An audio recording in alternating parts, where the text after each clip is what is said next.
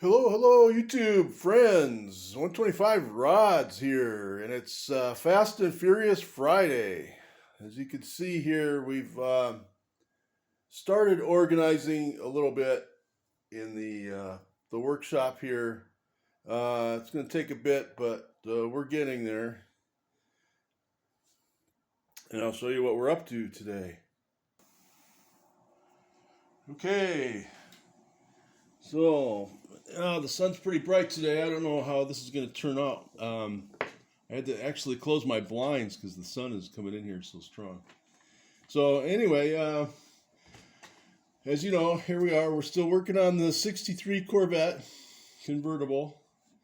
It has it comes with two engine options, right? So this one is the 327.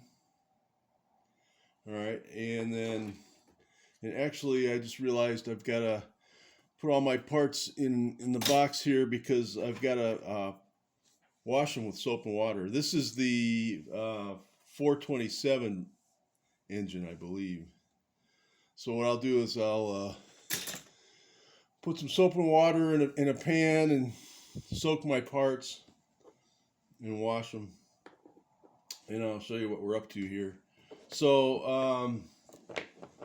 I opted to use the 327 engine, but this I'm using the intake manifold. I want to have the fuel injection riser stacks on this car because I don't have a model made with stacks, right, per se. I think I have one. The Little Red Wagon's got stacks on it, but so I want to use these stacks, but I remember I didn't want to use the 427 engine. So basically what I'm doing is I'm using the manifold, intake manifold from the 427, and I've affixed it to the 327 here, which, I do that sometimes, guys. I'm guilty. I mix up parts and stuff the way I want them. And, most of the time nobody notices, right? And so I've got, so this is a little bit larger than the 327, but I got its heads on there. And, I'll trim it down a little bit if I have to. And then the other thing is I'm working with, they gave me, this is the water pump for the 427. And I'm trying to find a one that fits on here pretty good. And, it's kind of weird the way this is set up. And this is the water pump for the 327. And it's got the two nubs there, right? Which, if you look real closely, there's two holes here, right?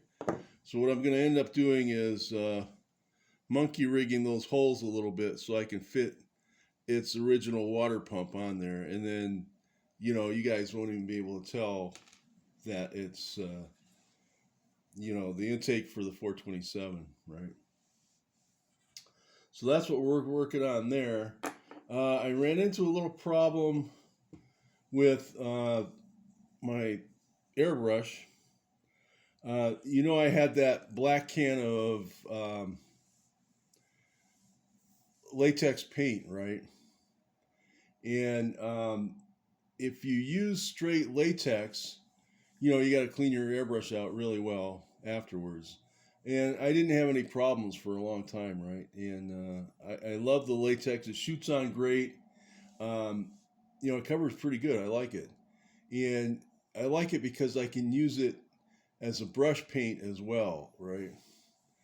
And I broke a cardinal rule, and I was mixing some paint the other day, and I mixed my black latex with acrylic and a reducer, which is not good, guys. You don't really want to do that. And what happens was, as you can see, I've been trying to clean my needle. It gets lodged in there pretty well. So of course I I got my needle all gummed up and gucky, and I don't have a spare, and so I'm trying to recover from that. And uh, I don't have a um, a lacquer thinner product, which I really, really need to clean this with, right? So the other day I did another crazy thing, and in this jar, I tightened the lid and everything, and I put my paint thinner in there, right? And I let this needle sit in there for like weeks, right? And of course the sun shines in this room pretty well, right? It does pretty good. And so the other day I went to open up the jar, this jar, right? And it didn't matter if I pressed down on this to let, it's got a safety pop-up button. I pushed down on that. It didn't matter. I couldn't get this thing open. What I ended up doing was I couldn't get a good enough grip on the jar itself. So I peeled off the label, right, which gave me a little better grip.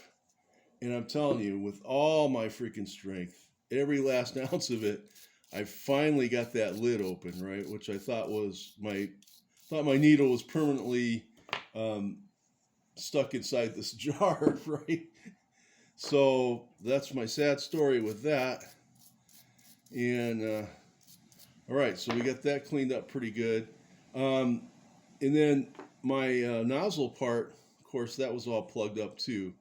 What I did was I used a sewing needle and I clean that out, right? And then what I do is I blow through this nozzle. If you can feel the air, put it up to your hand and you can feel the air from you blowing in coming out of the nozzle, then you know it's not plugged up anymore. So that's my sad story with my airbrush. I'm going to reassemble it and try and use it again. Of course, I lost my cleaning needle, which I'll probably step on. And I'm trying to decide what color I want to paint the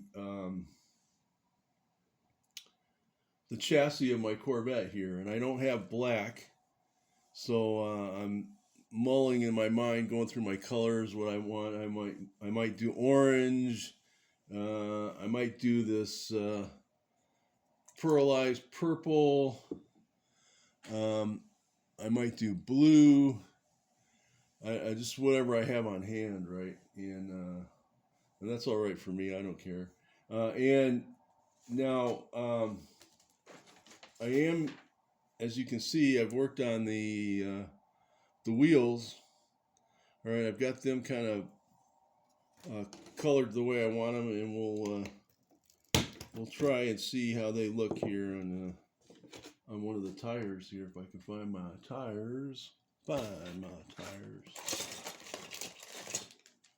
All right, so we'll go here.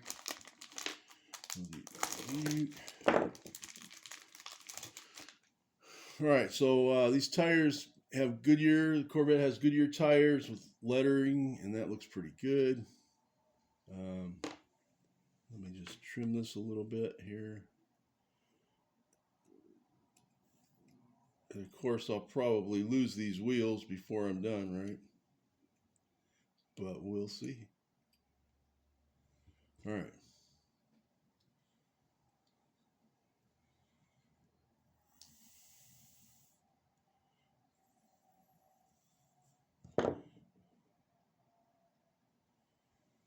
So that's kind of how those are going to look. Let's grab the body and see if we mess up the body here. So we're kind of looking at something like that. I don't know if you guys can see it because I'm not in the frame here. But something like that, right? So, and I'm also toying with the idea on these wheels. I may do the outer ring in a chrome, and it's got spinners on there, so I may do the spinners in chrome too. and that may accent it a little better, I'm thinking. So that's a thought that I had there with that, guys. So basically that's where we're at with the 63 Corvette. And of course, like everything, I got to show you guys a model or two there before I go, right? Okay, and this is my famous Freightliner there that we're working on.